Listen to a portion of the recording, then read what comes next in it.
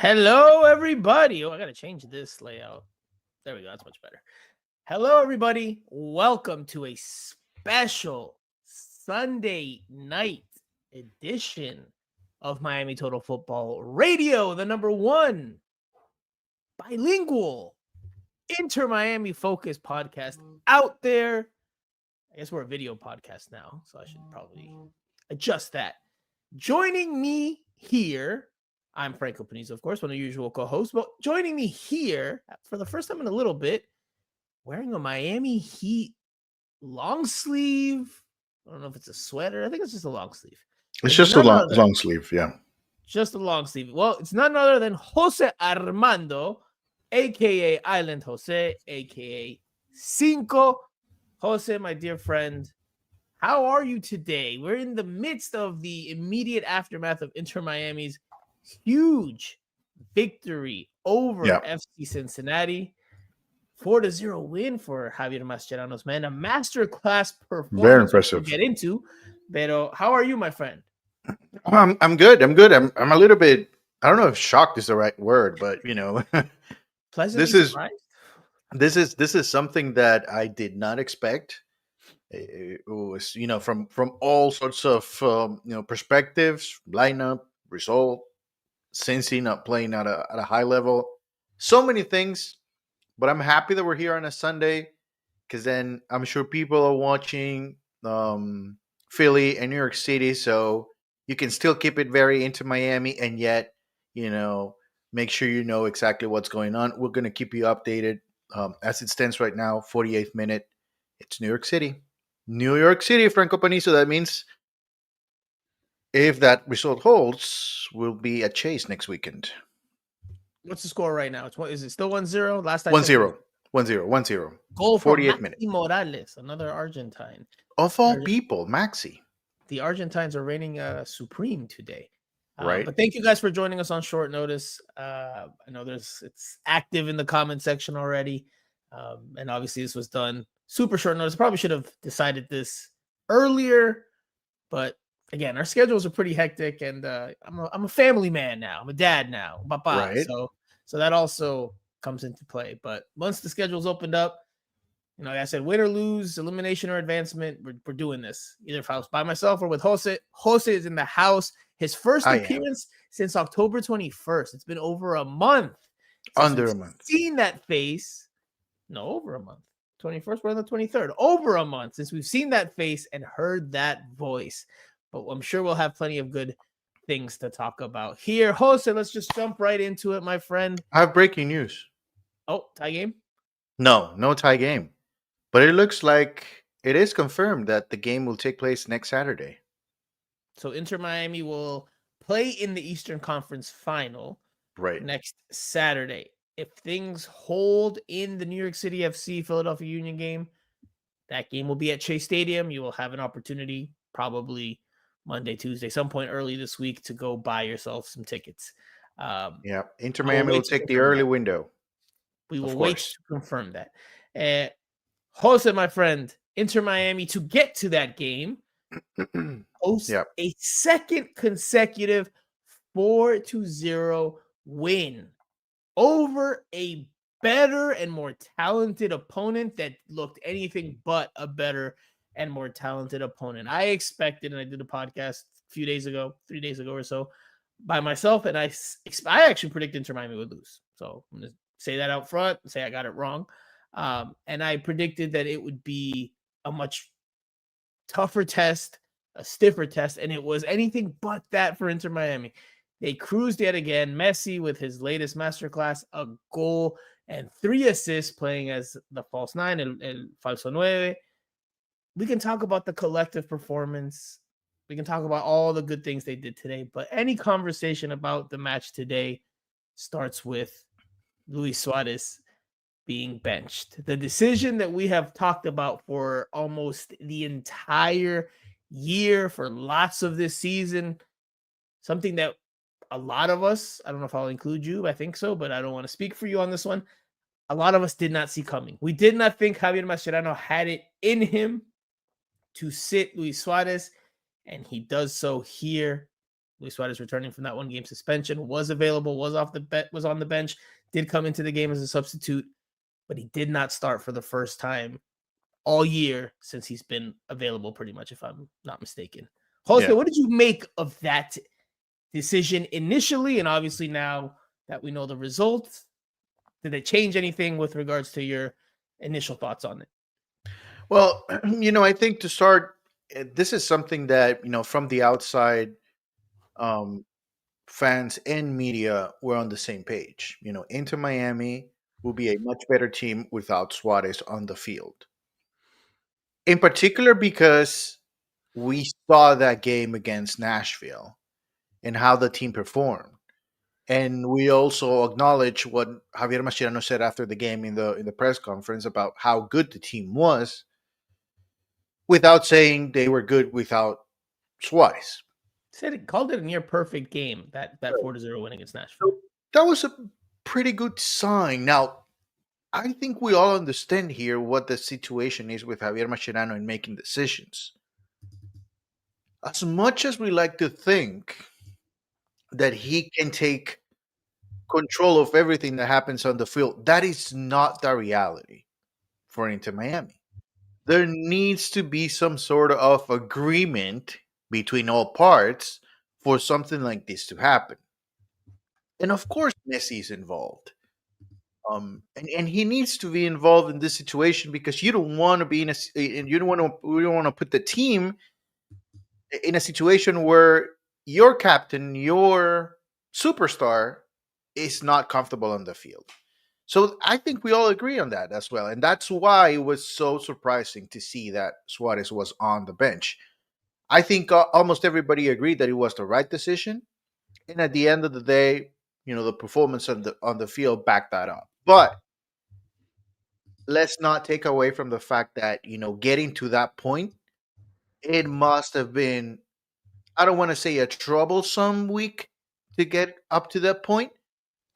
But, there were some steps for Inter Miami and Javier Mascherano to make the decision to eventually Suarez, which at the end took them a step closer to MLS Cup.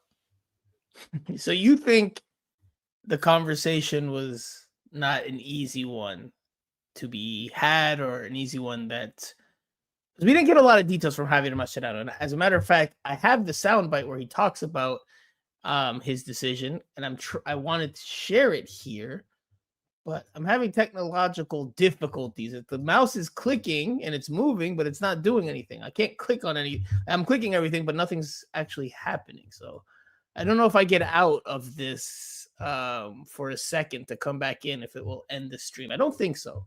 I'll try that in a second here as we get you to talk some more, because it's not letting me do anything here. But I do have the soundbite.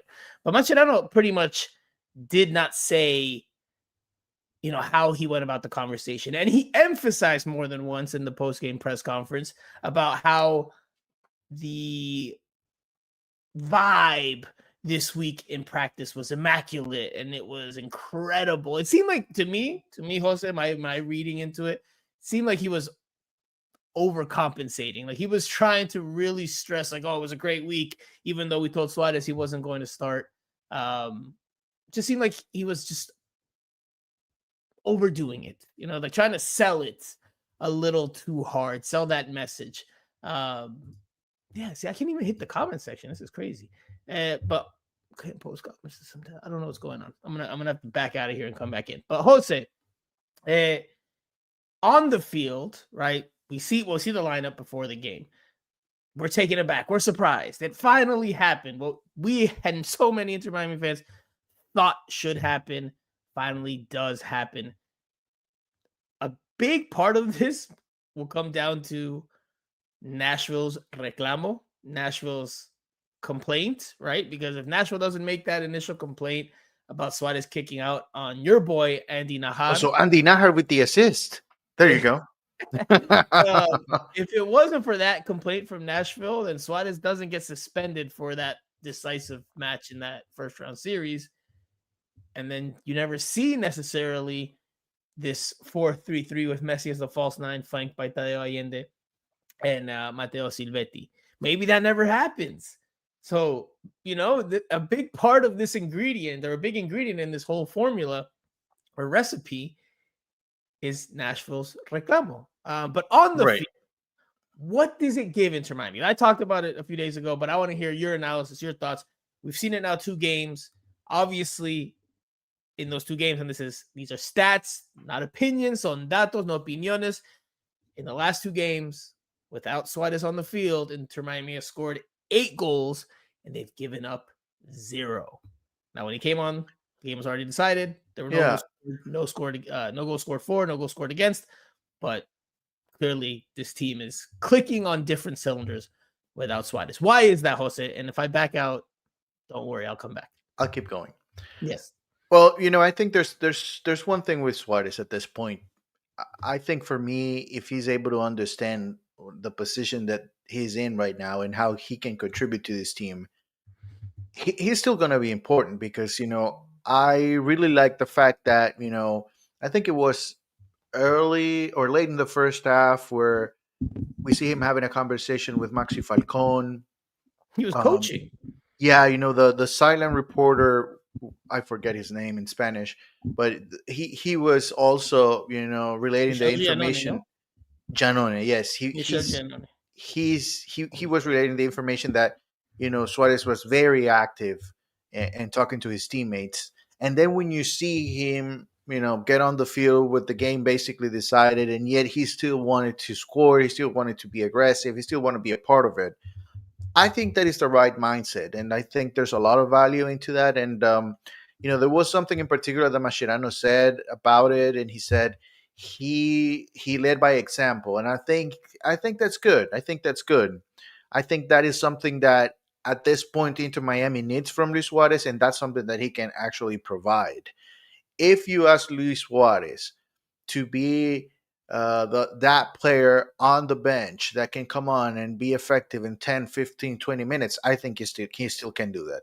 Now, the problem is when he's a starter and then he needs to, play a full 90, managing minutes, managing the strength, whether he finishes the game or not. And then again, these are games that might not be only 90 minutes. This might be a 120-minute game. So what do you do with Luis Suarez in the 110th minute? You keep him on the field just because he's Luis Suarez.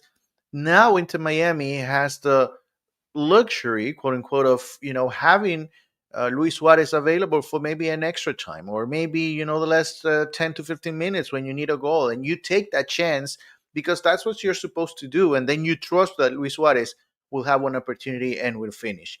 That is what everybody around Inter Miami had a vision of Luis Suarez towards the end of the season.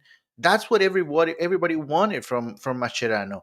I don't know when or how he really thought closely about making this move, but that moment in particular, it looks like it's going to be important for Inter Miami this season, and let alone, I think there's one particular situation as well when it comes to Luis Suarez that makes this effective. And this is something that might get overlooked, but the people that follow the team, that know the team, and that know Messi as well, can understand that having Matteo Silvetti available, having that player that Messi likes, that Messi believes in, is very, very important. It would be extremely hard for Mascherano to make this move if Fafa Pico was the only option on the bench to take Luis Suarez's spot. And this is nothing against Fafa, but we have seen throughout the season how Mascherano would rather go so many other ways than look at Fafa. I think tonight is another perfect example. It's about how Fafa is not an option for this team, but Silvetti is, because Silvetti is not only very good, but he's also a player that Messi believes in. And so if he's available, then he can make all this work. If there was any other player taking Luis Suarez's spot, I don't think this happens. And I don't know if you caught some of it or not, or nothing at all, Franco, but I was just sharing my thought on how important it is that Messi trusts and believes in Silvetti. So there's a lot to that. There's a lot to unpack there, Jose. And apologies to everybody, including you, Jose, for making you carry the load there. I don't know what the heck happened here with technology. Like my mouse was literally clicking, but it just wouldn't actually act on the clicking. So I had to turn off my computer. I didn't even have to, couldn't even close the browser. I had to completely shut everything off, start all over. Now it's working. Now we can see some comments.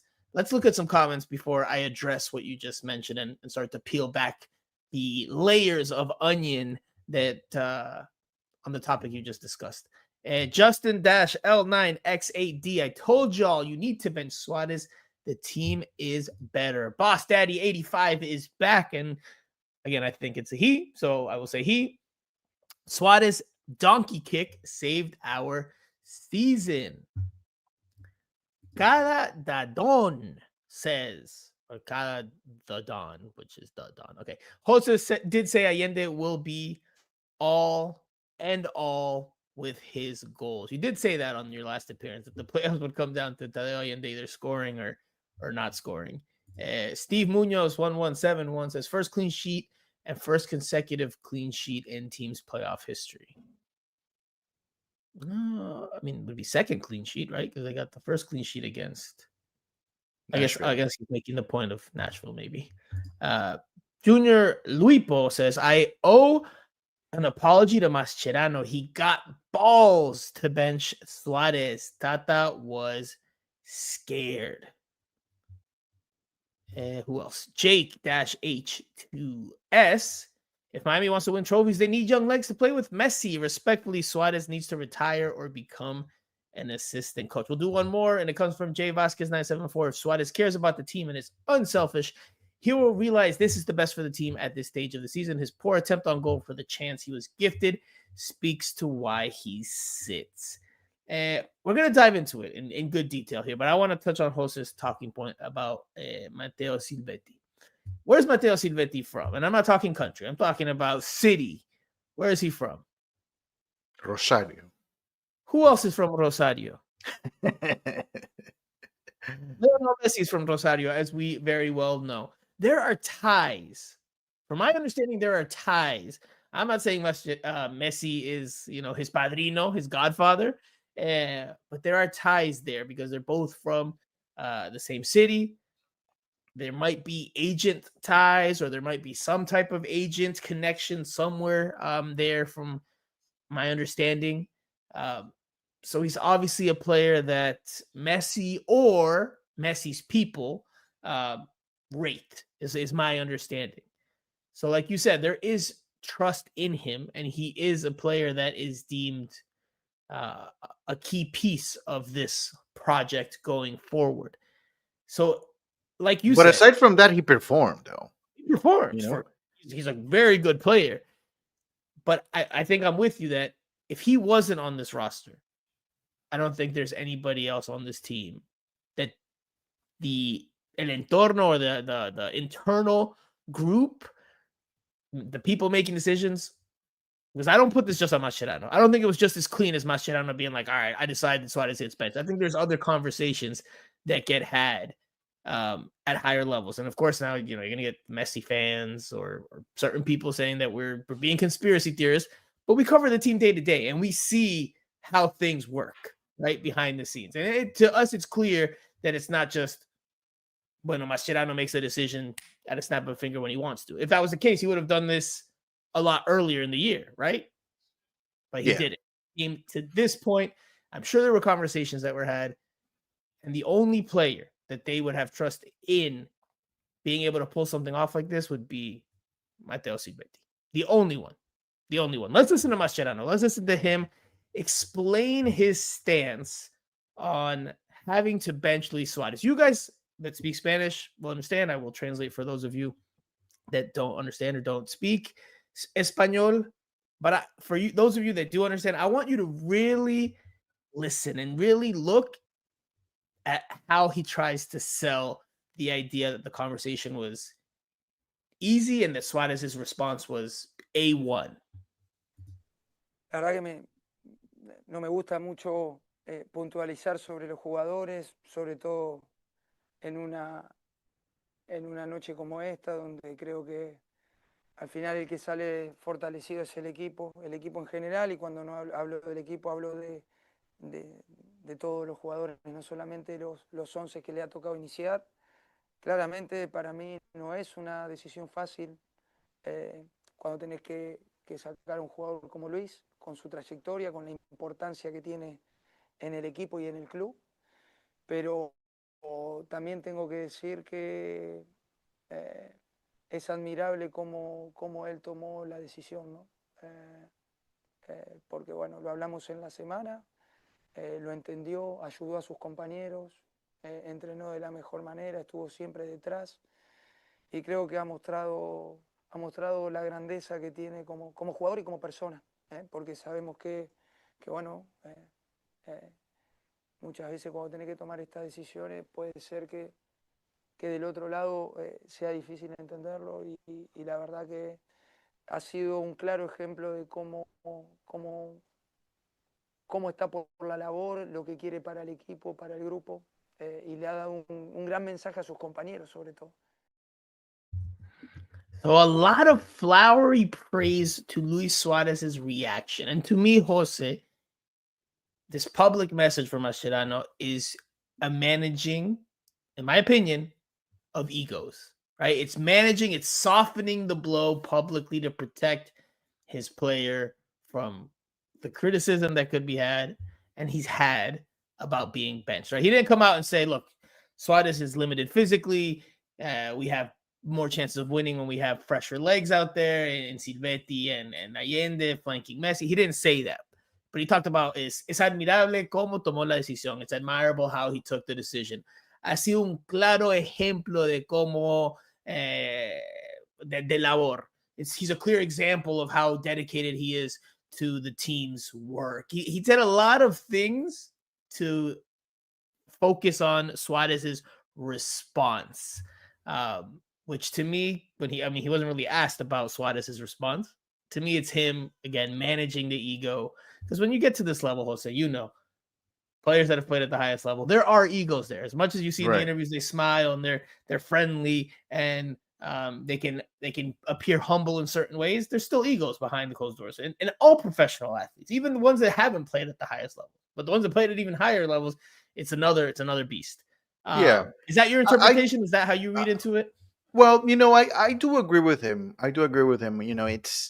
It has to be very tough for Luis Suarez to accept the fact that he's not good enough to start on this team.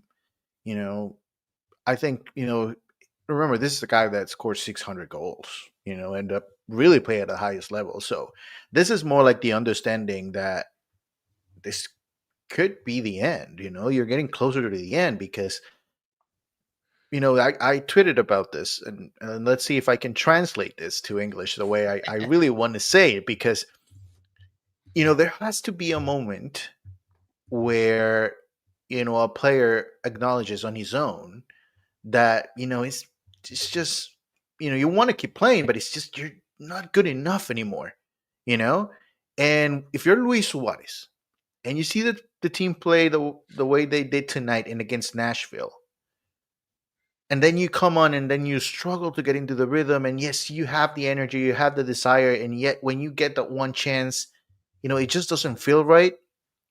This might be the moment where Luis Suarez can start, to figure what's next for him. I don't see, and I wouldn't consider this to be fair to Luis Suarez for him to play one more season for Inter Miami and be the player that comes on 10 and plays 10 to 15 minutes just for the fact that he wants to be next to Messi one more season. I don't think that would be fair. And I hope, if that is something that, is in the cards for him to happen next year, I hope that somebody within his own circle will go at him and tell him, you know what? I think this is it. I don't want to see you like that. I don't want to see you playing 10, 15 minutes or maybe starting once or twice every 2 to 3 months just because you're Luis Suarez.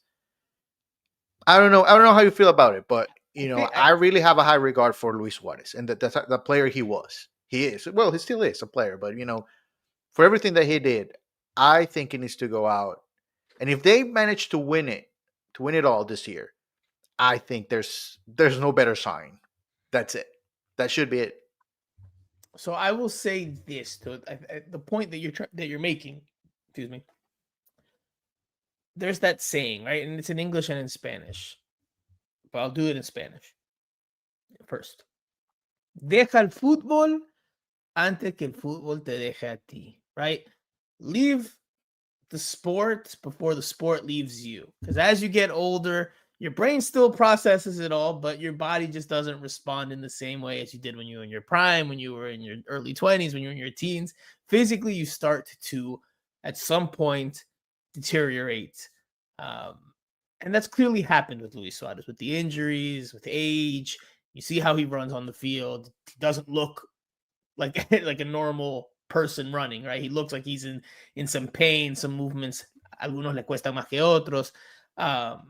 It's clear, I think, at this stage, and I think it's been clear this season, that football is starting to leave him, right? He hasn't decided to leave football like Busquets and maybe Jordi Alba are doing. They're beating it to the punch in terms of getting to that point where their level starts to drop big time because physically they just don't have it as much anymore. Whereas I think Suarez is trying to continue on. You could say he's stubborn. You could say he's adamant. You could say he's bullish, headstrong, whatever word you want to use, depending on your viewpoint. Clearly, he's not ready to hang him up yet. He wants to stick around, whatever his reasons are, whether it's, to play alongside Messi, hay que facturar, keep continuing to make money. Maybe he just loves playing, even if he doesn't feel, as great as he once did. But it's clear that football has started to leave him. And he has accomplished a lot in his career. He's been a tremendous player. The goals he scored in his prime, we're going to always remember that. But right now we're in this present, and this present is not a good one for Luis Suarez. I don't think he's going to retire, man. I mean, maybe he makes that decision this winter and he's like, it's time for me to go. I don't want to be a super sub next year. I don't want to come back. But he hasn't had the farewell like Jordi Alba and Busquets did. No, but I think he already had it. He had it with the national team. That is the most important thing for him. He had his moment with the national team. Was it last year or was it this year? I can't remember. Maybe last year. But I think he had his moment, his goodbye. And if anything, he cares about having that moment with Nacional in Uruguay and not necessarily here. So I'm sure they'll put something together for him, in Uruguay, and have him, a an exhibition game or something like that. I think the moment he left, the highest level, then into Miami was not necessarily the place where he wanted to, have his farewell. I think this will still happen in Uruguay. My thought with him was, but you mean from a sporting right? aspect? Yes. Because obviously he came here not to test himself at the highest level. He came here to be with Messi, to be part of the project in South Florida, be part of the whole project. And while you continue your thought, at EMZX6R. What's up with these usernames? There's just a bunch of letters and numbers. I don't know if these are bots or what's going on here, but this user says, sadly, this is it for the Pistolero. I don't know if he's going to retire, Jose. Look, Inter Miami has been very adamant and very strong about La Familia and that being not only a mantra, but a way to go about things for better or for worse. And Jordi Alba got his goodbye with the video montage. Sergio Busquets got it with their misses, their wives, their kids. Luis Suarez, you would have to think, would get it too if he's going to retire. But you think that would prevent him from retiring, not having a video put together? But I'm just saying that to me, that shows that he's as of right now not leaning towards retirement. That's I see what you're saying. He hasn't communicated that officially to the team. Correct. That's what you're saying. And I don't know if he's going to go into this winter and say, you know what? Yeah, I'm going to call it. It could happen. It could happen, Jose. I'm not going to put it. I'm not going to say it's impossible. Right.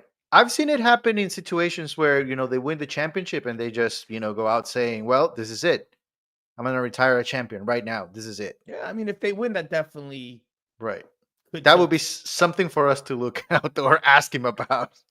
If we ever get to talk to him, this is it, right? If we do, we haven't talked to him in a while. We were supposed to talk to him, I think, before the first Nashville game in the playoffs, and then that schedule changed, and we haven't talked to him since.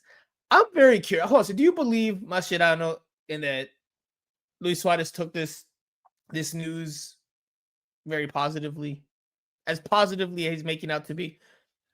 I'm sure he asked questions. I'm sure he asked some questions. He wanted to know exactly what the thought process was when it comes to, making this decision. But, I think if I would be leaning the other way if what he showed on game day would be different. But I thought, he was committed to the team. He was trying to help out from the bench, and then when he came on, I like the attitude that he came on with. Look, there have been players, that are far, far below from Luis Suarez that would not come on a match like that one. Just basically decided, and you're Luis Suarez. Look, I don't like those type of behaviors from players. But if there's somebody that I would take from, it would be Luis Suarez, because I think he earned the right to say, hey, listen, no, that's disrespectful. You're not going to put me in. Come on, Jose, when it's 4-0. I'm Luis Suarez. If you don't want me you want to play me, you better play me in a different situation. I don't like them. I don't like those type of situations. But I can understand Luis Suarez having that conversation, and he didn't. He made the decision to come on and fight for every ball, like if the game was scoreless. I put a lot of value into that. I'm not going to say this is what happened, but on Saturday at the last availability before the team flew out to Cincinnati, Ohio for this Eastern Conference semifinal, it was a warm morning. It was a warm Saturday morning, high 70s, low 80s. And every Inter Miami player, aside from the goalkeepers and aside from Luis Suarez, was either in sleeve shirts, de manga, or sleeveless tops, sin manga. For some reason, Luis Suarez decided to wear long sleeves. The only one. And you noticed that his right hand, there was some type of, I don't know if it was a slit or a brace or how you want to categorize it as, but he definitely had something on a few fingers on his right hand. Could he have punched the wall in anger? Could he have punched the wall in anger? I mean, it could happen, right? We know he's a temperamental guy. Could it have happened? Or did he just randomly fall on the week of this benching and he just had to wear this slit? And you couldn't tell today because they were wearing long sleeves because it was chilly in Ohio. But yesterday we couldn't tell either. All we saw was and you took footage of it. I took footage of it. It's on Twitter. He definitely had something black on a few of his fingers. Again, I think it was a slit, like a finger slit to keep him in place. But we couldn't tell because he had long sleeves on yesterday. So take that for what it's worth. That's going to be hard to prove. Let's see. Is he going to wear long sleeves again this week in the Florida sun again? We'll see. But, even if he did have that reaction, that's fair. That's fair. You can be as long as you don't hit anybody else, that's fair. That's fair. That tells me you still have the fire. You still care. You still care. So, I'm okay with that. I don't see that as a big deal. At the end of the day, what really matters to me is what he shows on the field. And I think he showed things that were good. That were positive for the team tonight. And, at the end of the day, for me, it's about how he can help this team out if he's not on the field. What else can he do? And I think he showed some stuff tonight. So I think he showed hunger for goal, right? Still that desire to score. Like he still wants to prove something, even though he has nothing to prove at this stage in his accomplished career. But Jose, compared to the rest of the players on Inter Miami, he was just not anywhere. And it was a short substitute cameo. The game's already decided, but he had a couple of plays, Jose. And the one play he has where he can take a good shot on frame, at least get it on target, he scuffs it wasn't good. Well, wide. Good. He looked a step or two below everybody else in terms of rendimiento, performance levels. Maybe, no doubt. Maybe that's he's why, not meant to be a super sub. Maybe that's a takeaway you could have. Right, but that's why I'm telling you. I mean, looking forward to 2026. I mean, do you really see a role for Luis Suarez? Would you take Silvetti out of the lineup with the potential that he has, not only for the team in 2026, but for the possibility of selling him later on? Would you take him off the starting lineup to bring Suarez in? I don't know. I mean, I don't think you take him out. But next year there's a World Cup, and I know MLS is stopping during the World Cup, but it's going to be another busy year. There's a role for him there. It's a matter of if he wants that role or not. But let's dive tactically into, because I don't know if you touched the surface or got into it in a little more meat and potatoes.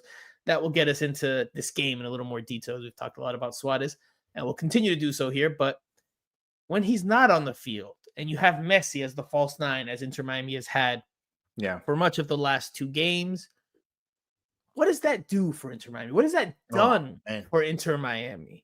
I know we were in our WhatsApp group and you were, I would say, in rare form, because, and I agree with you, we were amazed at how Inter Miami was playing and how well they were playing collectively.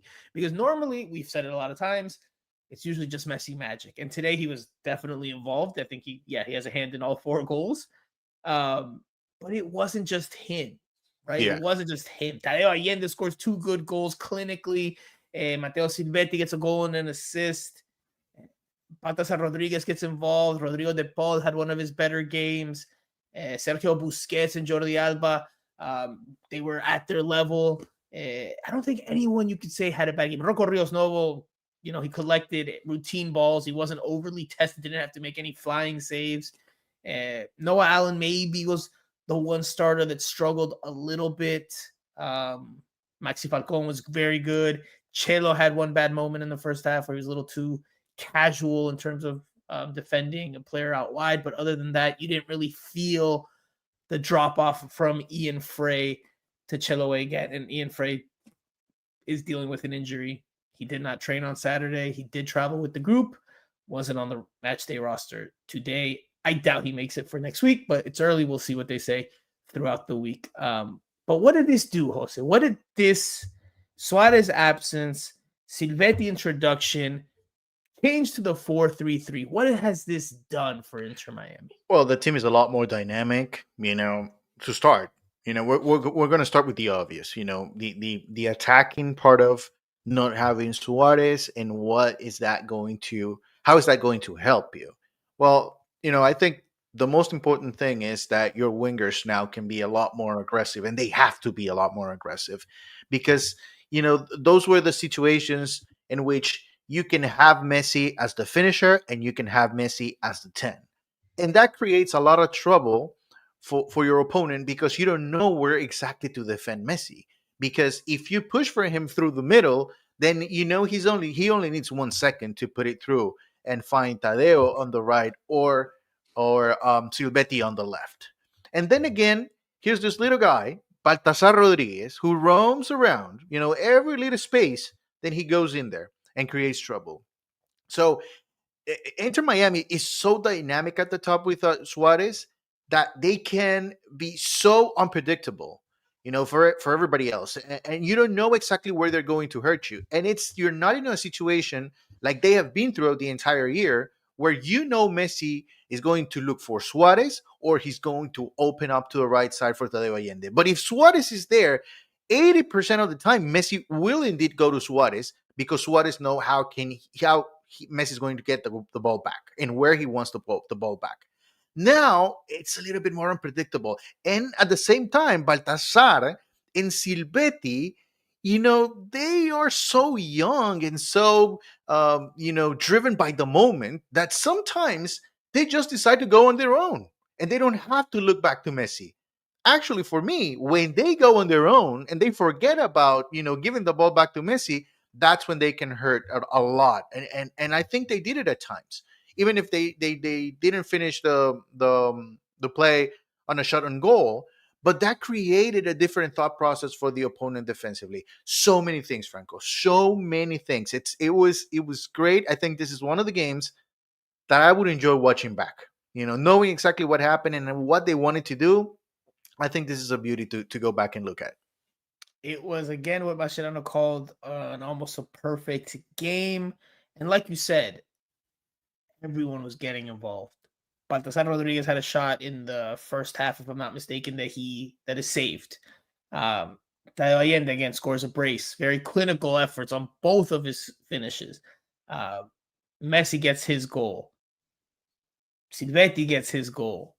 I mean, you clearly see that collectively there's been more involvement from all the pieces. Whereas when you see Messi and Suarez at the top of the formation in the 4-4-2, it's usually a lot of them combining to one another. Usually that's what you see. Messi gets the ball, looks for Suarez, Suarez looks for Messi, so on and so forth. And a lot of times it hasn't worked out because when Messi tries to find Suarez with the final pass, Suarez just can't get to it. It's overhit by a little bit, or Suarez just not fast enough to get to it. He's too slow, too heavy, too clunky at this stage in his career. And that at certain points has hurt Inter Miami in the attack. Ha resentido el ataque in different moments this year.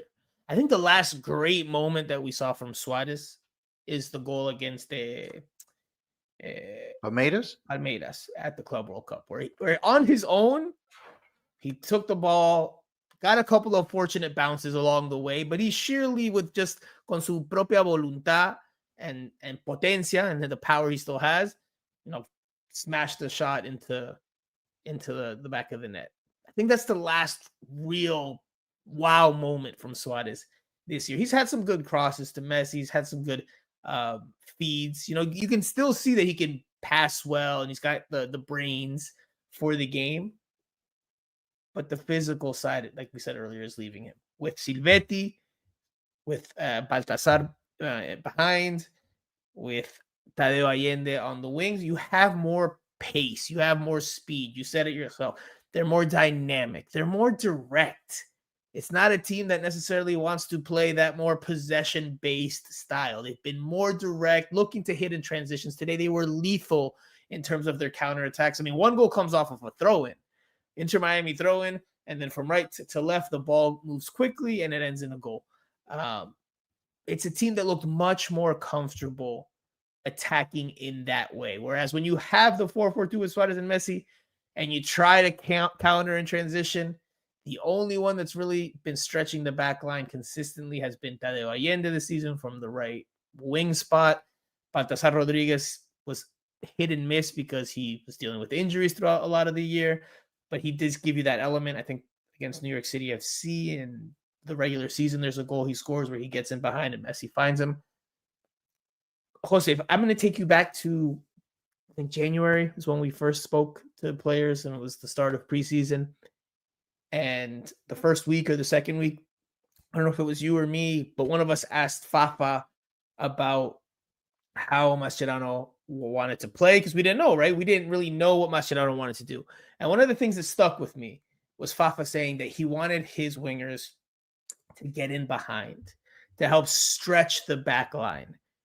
And we haven't seen that for much of this year, in part because Telasco Segovia has been one of those wingers, and he's not that type of player.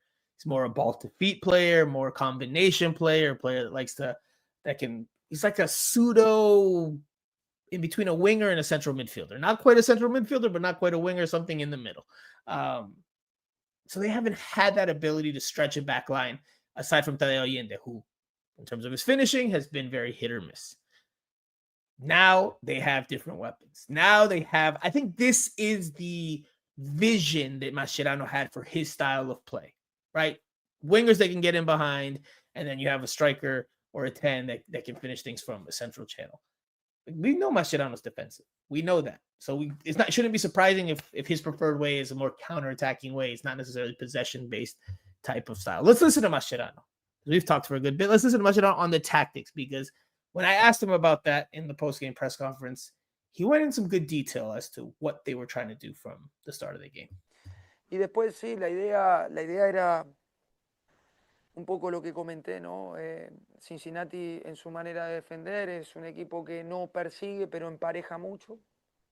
Prácticamente hace un 1 contra 1 en todo el campo, entonces lo que queríamos era traer mucho para dejar espacio a nuestros dos picadores, que eran Tadeo y Toto, y también entender que cuando estábamos replegados en ese 4-5-1 que nos replegábamos, a la que podíamos robar, encontrar a Leo, poder salir con dos jugadores por fuera con rapidez atacando el espacio. Bueno, hoy ha salido y no quiero dejar de decir que uno puede tener como entrenador las mejores ideas del mundo, pero los que las llevan a cabo son los jugadores. Y por eso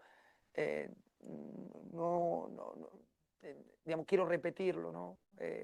El mérito ha sido de los jugadores en cómo han entendido el partido desde el primer minuto y la personalidad con la que han jugado, porque no era fácil jugar acá y hoy todo el mundo ha querido la pelota, nadie se ha escondido, todo el mundo se ha mostrado y hemos sido un equipo muy, pero muy serio.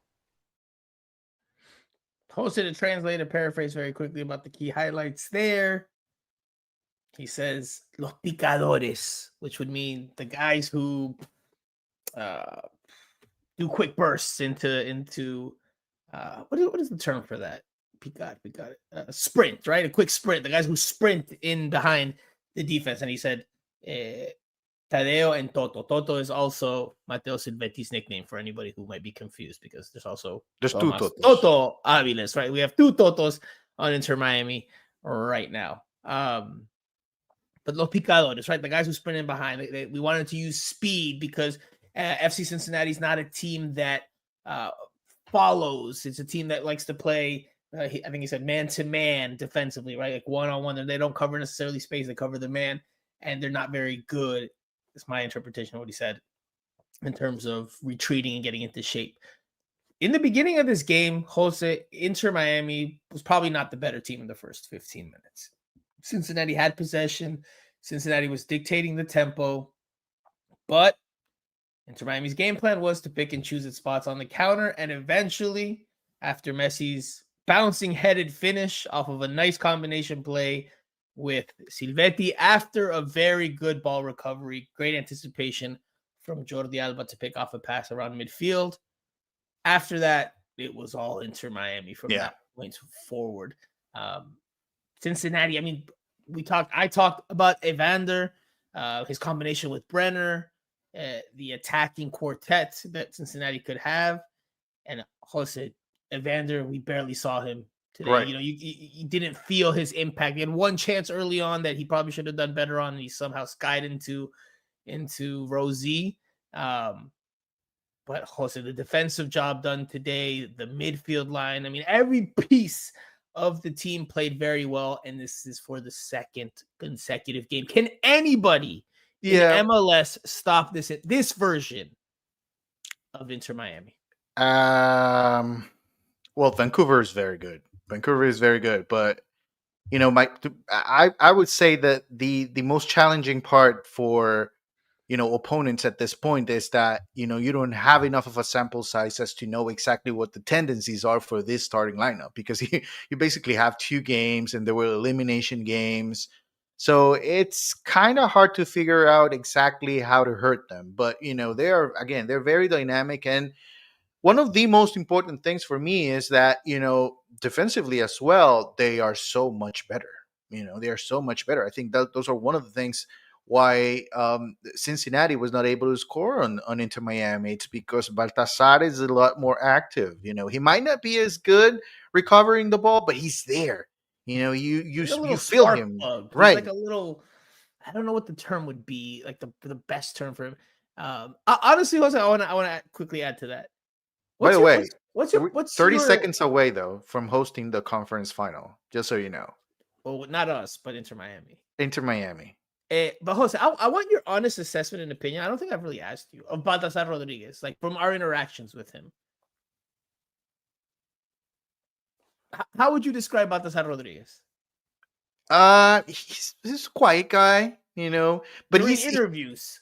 He's quiet but sneaky. Yeah, I think that relates to the type of player that he is. So yes, that's exactly where I was going with that, because that's also my early read on him and the limited interactions we've had with him. In front of the cameras, when he's doing the interviews, he is, quiet, reserved, a man of few words. Yeah. But on the field, you see he's got some spunk. He's got a little bit of that chippiness to him. And you see him get involved with opponents in different games and in different moments. I think he's got some personality to him. It's about harnessing it, of course, but I think in different moments, we've seen that spunk come out. And I think it's part of his game. Look, I'm going to be honest with you guys. I'm going to share an anecdote. So in at Chase Stadium, on the third level is where the press box is. That's where we sit, Jose and I, and many other people that covered the team. There is 2 bathrooms right next to the press box. It's over, by the way. So it's official? It's official. Yep. Jay Vasquez 74. Yep. Home game next week. So Inter Miami will host New York City FC on Saturday. Stay tuned to Inter Miami's social channels for information on tickets. I imagine they will go on sale either tomorrow or Tuesday at the latest. They got to get those butts in the seats. An upset in the playoffs, as Mega says, adios Philadelphia. Incredible. Jake H2S says we can host the conference final and the final fire emoji. Just prove that the supporter shield means absolutely nothing. One more time. So back to my anecdote, Jose, very quick, my bathroom anecdote. It was halftime if I don't remember what game. And I needed to go take a leak. So I go to the bathroom. And normally, Jose, the line for the bathroom is pretty long because there's only two toilets, one on each side, left and right. And while I'm, doing my business in there, I hear a boom, boom, boom, boom, boom on the door. And then I hear like a shout, like a almost like a mocking or like a like, I don't know how to explain it. I'm trying to find the term in English. En español sería con ganas de fastidiar, de joder, así, bromista, almost cachaciento, which would be like almost in a mocking way it was done. And when I come out of the bathroom and I wash my hands, do my thing, I come out, Baltasar Rodriguez, Toto Aviles, and I can't remember the third player. I think Velasco Segovia. We're all there, and they were waiting in line to go to the bathroom. More so, it looked like Baltasar Rodriguez. So I can't say with 100% certainty that it was Baltasar Rodriguez, but I would pretty much suspect it to be Baltasar Rodriguez. I don't see Velasco Segovia having that type of personality to do something like that. I think, again, this is just my supposition. I think Baltasar Rodriguez has that type of demeanor on the field, and I think it helps Inter Miami in a big way. I think they need someone who can maybe get a little down in the dirt, who can ruffle some feathers from the opposition, who's, a pain in the ass to play against. Because, again, like you said, maybe he's not at his best in terms of ball recovery, but he might be a pain in the ass to have to go up against because he's tireless. He tries to chase you down. He'll probably, nick at your heels, do the little things to try to ruffle your feathers. 100%. Those little details, those little things that you don't see on the stat sheet, I think they've definitely helped Inter Miami. 100%. Yeah. 100%. Yeah, I think, I think he's one player that, he was out for so long.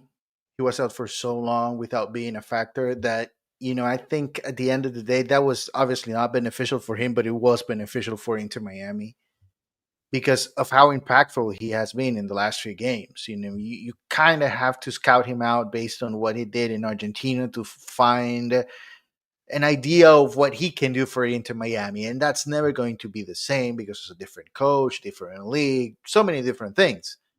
And now, we see him also not only as a player that can be effective through the wing, but as well, in the middle of the field. I think he's he's one guy that really understands what Mascherano wants to do with this team, and that's very important. I think that's one of the reasons why Inter Miami will probably try to buy him from Rosario Central. Is it? I can't remember. A report that came out in recent days that said that while they haven't come to terms on a number, that they fully expect that Baltasar Rodriguez's buy option will be triggered. That he'll be back. I think they need him moving forward. I think this team can really help out Messi by having those type of players around him. Yes, of course they do need another number 9. It wouldn't make sense to keep Allen Obando. It wouldn't make sense to keep Luis Suarez really, but they need that player, that presence inside the box. But Baltasar.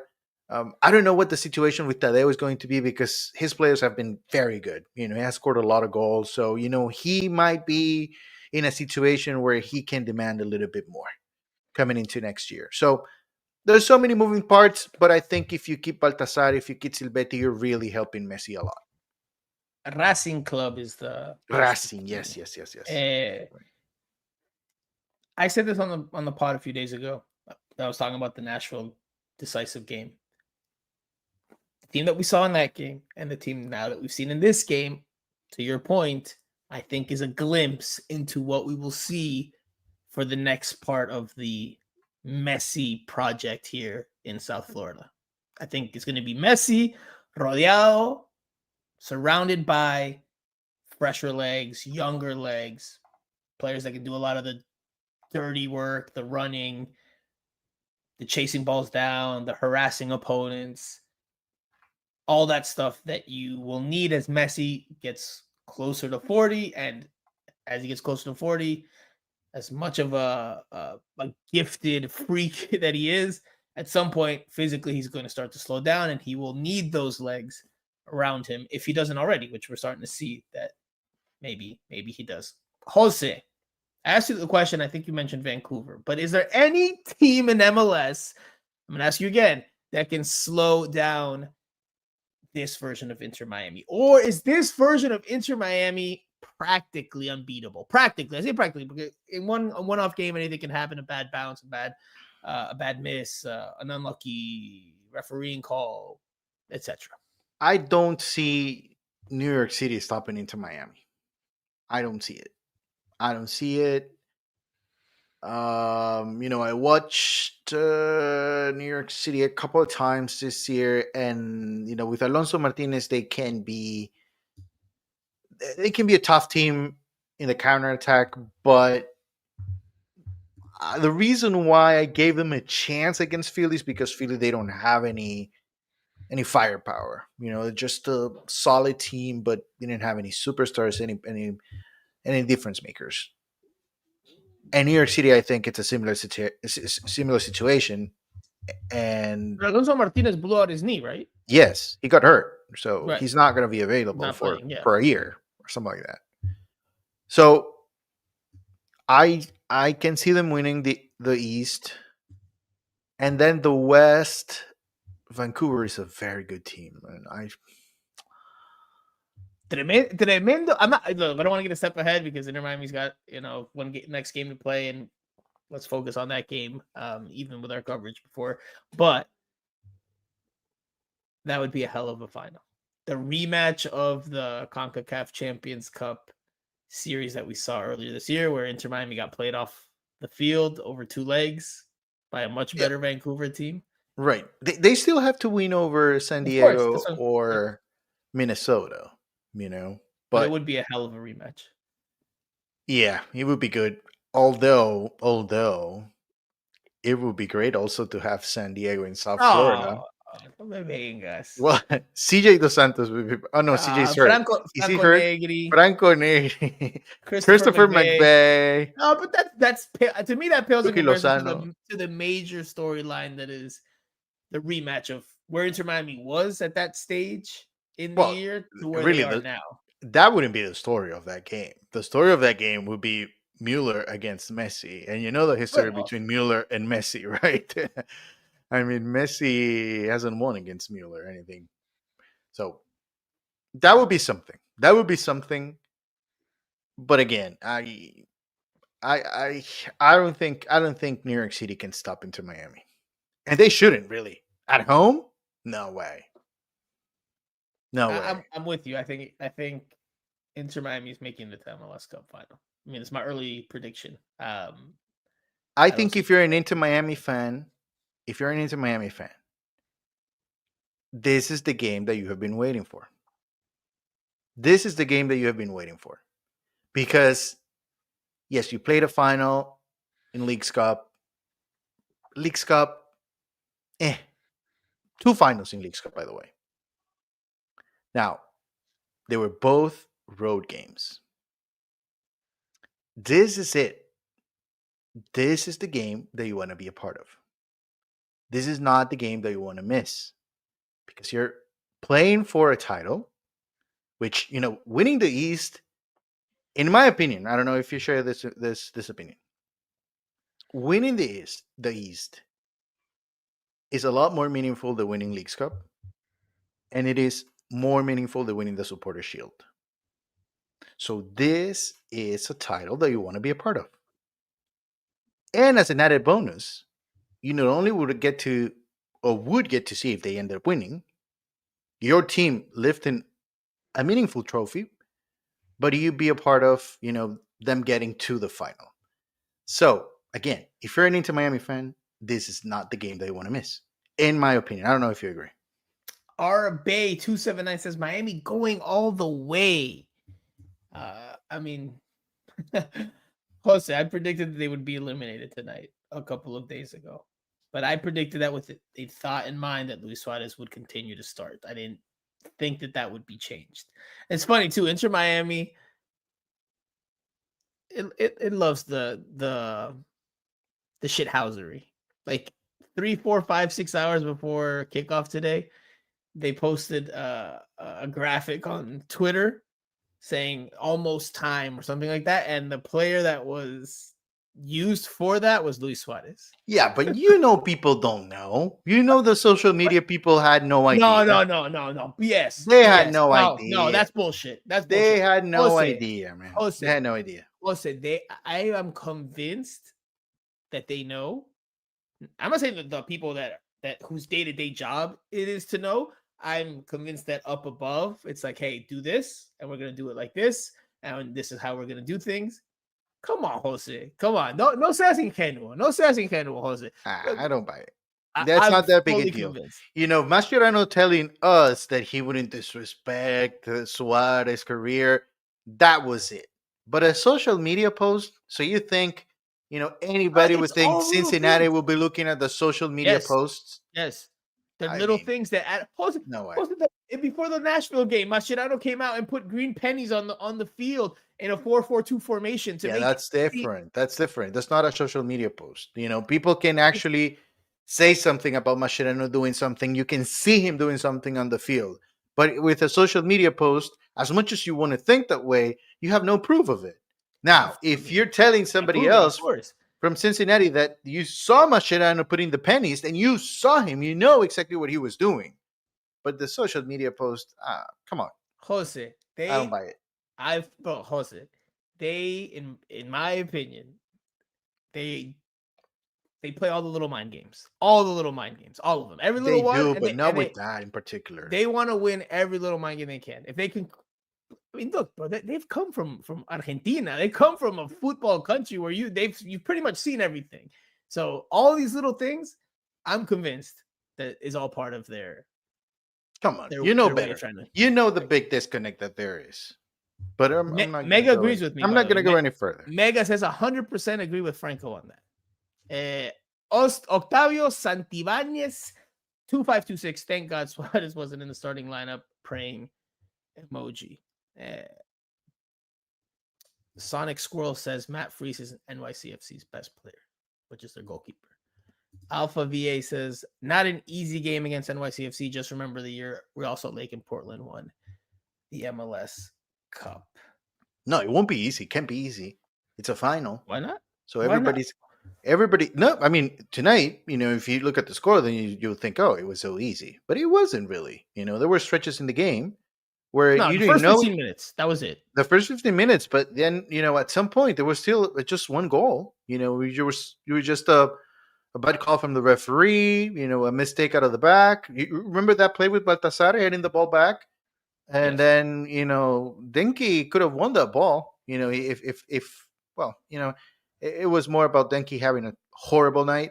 But if he's able to position himself well, there's no way Noah Allen wins that ball. But he was just faster. But I mean, you were at times not 100% sure. Of course, second half it was completely different. But I wouldn't say it was easy. I would say for professional sports, it was relatively easy, Jose. Like I tweeted this. This wasn't a playoff game, Jose. This was an exhibition, a friendly, a walk in the park, a Sunday stroll. Jose, at the end of the game, Messi didn't even look like he broke a sweat. Messi was just shaking hands. Messi looked, his hair was perfectly in place. I mean, aquí nos exigieron demasiado, Jose. Let's come on, man. The last two games, and this is the postseason. This is where supposed to be the upper echelon teams. And Inter Miami with this new system, with this new personnel. No, but it's not easy to put out that performance. Inter Miami's not going to repeat that performance against New York City. I don't know about that. It's not going to be the same. It's not going to be the same. They just can't play the same way every single game. Maybe we won't see another 4-0. But I could see Inter Miami cruising to the finish line. I could see that. I could see them not having a well, I can see everything. I can see also New York City, scoring 5 goals. I can see a lot of stuff. You think that New York City... Okay, Jose, give me your early prediction. Inter Miami to MLS Cup or New York City FC? Yeah, I think Inter Miami to MLS Cup, but I don't think it's going to be easy. That's like I said, I mean, you want to go to this game because there's really no guarantee that you're going to make it to MLS Cup, but you want to be there for this game. I don't think it's going to be that easy. It's a final. Everybody's going to fight for a title. It's a conference final. Essentially, it's a semifinal. The semifinal. Yes, but there are teams, there are people that like to win. They don't have their star striker. Like, will NYCFC be up for the moment and have the will and the desire and the fight? Probably. How many times have you expected the best from Inter Miami and then something happens and they give you the worst? That has happened several times with this team. Actually, funny enough, I said that after here at home after the game went final. I was like, "Fútbol es de alto y bajos, highs and lows." And right now, Inter Miami is on a high. They could easily be on a low next weekend if they don't take care of business against New York City FC. So I agree. What is it then? So I agree with that, but I don't see NYCFC being the team that esté bajo. I just don't see it. That I can't see it. I thought Cincinnati had the ability, the talent to be that type of team that could really hurt Inter Miami. I don't see NYCFC being that type of team. Right. With their starting striker, their number 9, out due to a knee injury, with the game being at Chase Stadium, with the confidence that we're seeing from Inter Miami, with the pretty much certeza, with the knowledge that Luis Suarez is probably not starting again next weekend. I mean, with all those things, I'm sorry, man. I just don't see it. And until Maxi Falcón gets red carded in the 3rd minute. Puede pasar. We'll start to wrap up here because we've talked a good bit here about the game and about Suarez. Messi is a false 9 quickly, Jose. I mean, he doesn't have to generate as much, right? He doesn't have to drop so deep to find the ball. There's other people that can get either him the ball or other players the ball in positions to create. And you see that, like you said, with Silvetti. You've seen it, not so much with Allende. Allende's not so much un jugador que genera, but Baltasar Rodriguez and Jordi Alba when he gets involved. You have another player or another option for how to generate play. And that frees Messi up to, drop back and pick and choose his spots, be the finisher in the box if he has to be the finisher in the box. That outside the foot pass that he hit to Allende, I think on Allende's 2nd goal, I mean, it's superb, man.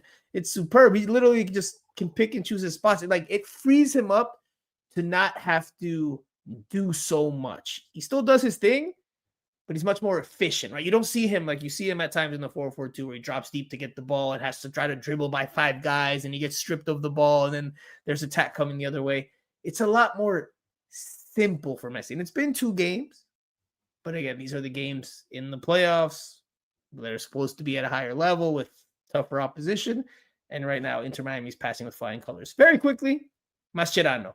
I know he's not the type of person to pat himself on the back. We've seen other coaches at Inter Miami who were more in line with that way of thinking. Phil Neville. But Javier Mascherano always points the finger at the players when they do well. Occasionally, he'll point the finger at himself when they do poorly. Normally, he doesn't point it at the players or tries not to. He tries to maneuver through our questions. Today, I told him, I was like, I asked him, or I mentioned in my question, I know you're not the type of person that will, say that you are a big part of the reason. You won't give yourself merit or credit, at least publicly.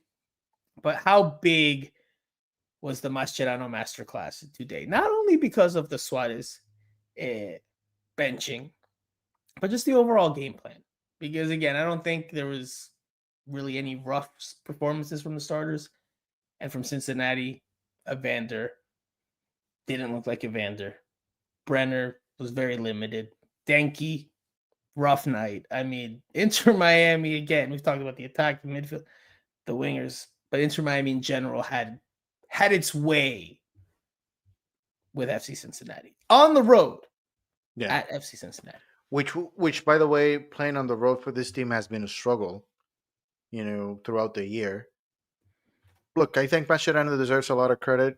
I think he's right, by, acknowledging his players as well. Because, they're still young, Silvetti and Baltazar and, Tadeo had, he scored a lot, but he had 20 goals, by the way. He scored a lot, but at the same time, he was a little bit, inconsistent. Tadeo had 20 goals. Yeah, Tadeo. So, I think players do deserve a lot of credit. I think Noah also, even though he didn't have his best game tonight, I think in the playoffs he has been very, very much reliable. Maxi, good signing. I think overall, and maybe, by the way, he found a way to keep Jordi Alba to play as a left back for the most part of the game. So you just have to put Baltazar and Silvetti in front of him, and then he doesn't have a lot of room to move forward, and he can stay back a little bit. That's also a positive of this setup. That helps the defense, right? That Absolutely helps them have another body, less space to give up so that you don't get hit in transition, so that gives up more chance. I mean, Rocco Rios Novo wasn't overly tested again tonight, Jose, and that's a testament to the defensive performance that Inter Miami put forth. You know who's very happy? Piece of it. You know who's very happy about Jordi Alba staying back a little bit? Noah Allen. He's very excited about that. He's got less fires to put out. Yeah. I think you said this. I don't know if you said it in the WhatsApp group. Mascherano encontró el equipo. Yeah, he did. He has found the best version of this team, and he found it at the perfect time. Yeah. Maybe he should have found it earlier, but again, like you said at the beginning of the show, there's probably other dynamics behind the scenes at play. It's not just as simple as Mascherano just being like, oh, I'm so stubborn that Suarez has to start game in and game out, even though he's not performing. But he also he's un chaleco. He's like a bulletproof vest. He takes all the shots from the media. He answers all the questions. He's still very inexperienced overall. But there's a lot of good things to like about him as a head coach in this first season. And I don't know the details like you. I don't know. I mean, I imagine you don't know the details of how the decision was made, but I'm sure it wasn't, some thought that just popped into his head. I'm sure he's thought during other stretches of the year, we need to take Suarez out. But Suarez is a big part of the project, at least as of today. And he was never taken out of the starting lineup until now.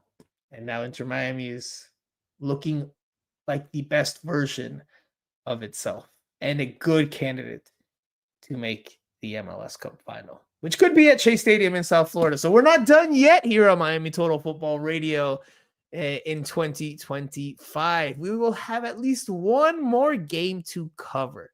This show was thrown together last minute. Jose is back after a month.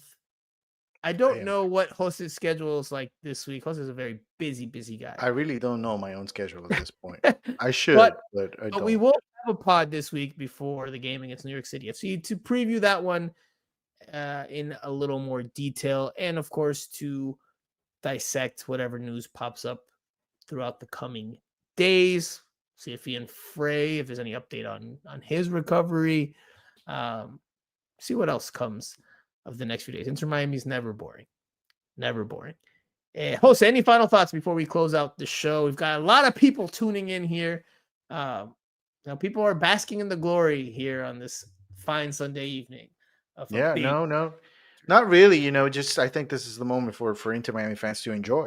I think last year this was almost thought of as a given that Inter Miami will make it this far, and then the team was out in the first round. So it was a good performance. Then you get the add-on of playing a home final. So it should be pretty cool. I think. You imagine it will be sold out. I would imagine. I hope it would be sold out. There's going to be enough buzz. There's enough buzz behind it. If they can sell out that game, that's serious trouble. But there was another final that I forgot of before that I mentioned, the Open Cup final. Open Cup final. Yeah, someone in the comment section mentioned it, but I didn't get against to that. Houston Dynamo. Yeah, Open Cup. So this is your second shot for the people that went to the Open Cup final. It's another shot at celebrating a trophy. I wonder what the celebration will be like in South Florida.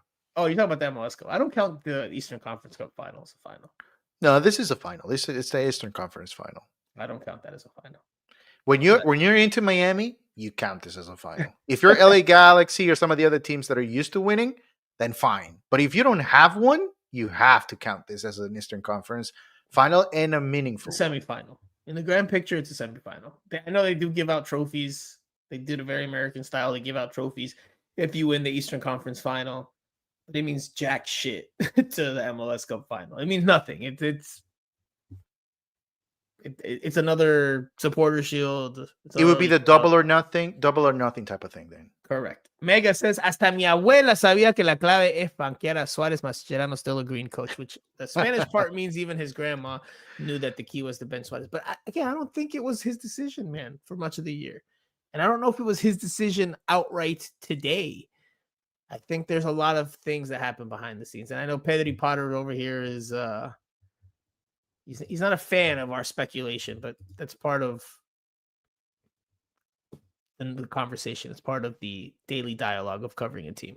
Pedri Potter says, go on, speculate, General Franco, even though you don't know the details. Apparently, that's the best thing you do. All right. Tickets are looking expensive, says Cada the Dawn. We'll see what they're worth. I think Inter Miami will have as close to a full house as possible because it's easy now. It's easy. Just okay. They're in the semifinal. They're a game away from MLS Cup. There will be buzz. There will be hype. It is Thanksgiving weekend.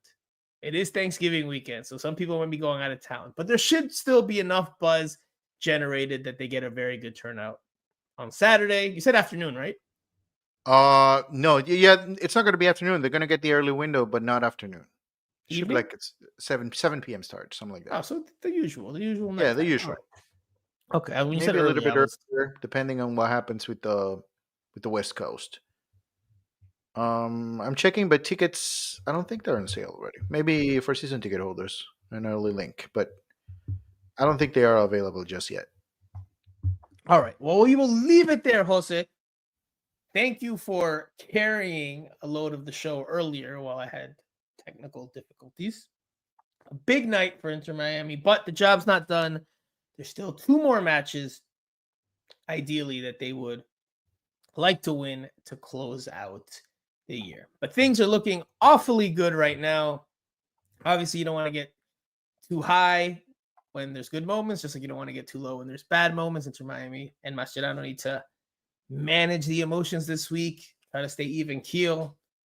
But from the outside, if you're an Inter Miami fan, you have every reason to feel good and believe that this team is now, with this setup in this structure, capable of winning it all. This should be a good week for Inter Miami fans. Thanksgiving. I'm sure there's going to be a lot of people as well, from out of town that are going to be here. So maybe they want to get catch your hands on those tickets as quickly as possible, because that system where if there's a high demand for tickets or prices are going to go higher. They start to go up, yeah. So if you're an Inter Miami fan, go ahead. You deserve to be in the stadium. I mean, nothing against people coming from out of town and watching the game and watching Messi and everything, but then again, the ones that were there from day one got to be there if you can. Jose is anti-tourists. No, not at all. Anti-turismo. Not at all. All right, we will leave it there. Thank you all for tuning in on short notice. Thank you to Jose Armando, a.k.a. Island Jose, a.k.a. Cinco, for coming back to his casa after a month back on the road doing Jose things. I am Franco Panizo. Give us a like, a subscribe, a review. Hit the bell for all the notifications on YouTube. We upload all the interviews and all the good stuff. This might be the first time you're watching this or listening to this because it's playoff time. People start to pop in when it's playoff time that maybe don't follow during the regular season. Things are looking good for Inter Miami. We'll be back in a few days. I don't know if Jose will be back with me, but if I have to do it alone, I'll do it alone. We'll be back in a few days to properly preview the game against New York City FC and continue to talk about all things Inter Miami. So once again, thank you guys for tuning in. For Jose Armando, I am Franco Panizo. You have been watching or listening to Miami Total Football Radio. We'll talk to you guys very soon.